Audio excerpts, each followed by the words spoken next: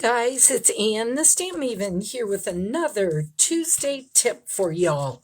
I don't know about you, but my stamping area is normally a mess. I've got stuff all over the place from all the projects I'm working on. So normally I have got lots of stamps just sticking out all over the place, and I've got dies. I work on my projects, and then sometimes they stick to a piece of paper I have, and I don't even know where they are. So let me share my 2-minute tip from today.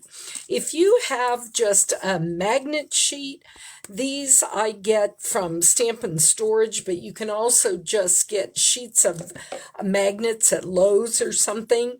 You can just stick your dies on here when you're done, and then at the end they'll all be on this sheet and you can put them away. The other thing you can do is get like a cup. This one happens to be plastic. My husband uses these in his baking, so it has a lid.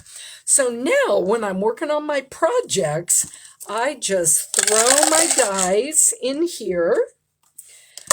You can throw your stamps in here, whether they're cling or photopolymer.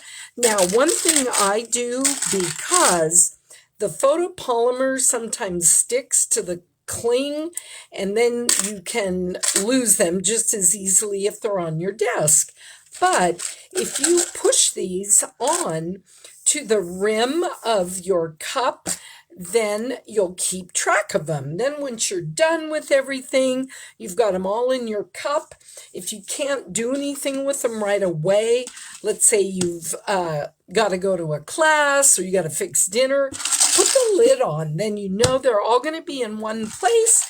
Then when you're ready to put them back in their stamp case or in their die package, you are all set to go. That's my 2-minute Tuesday tip. See you next time.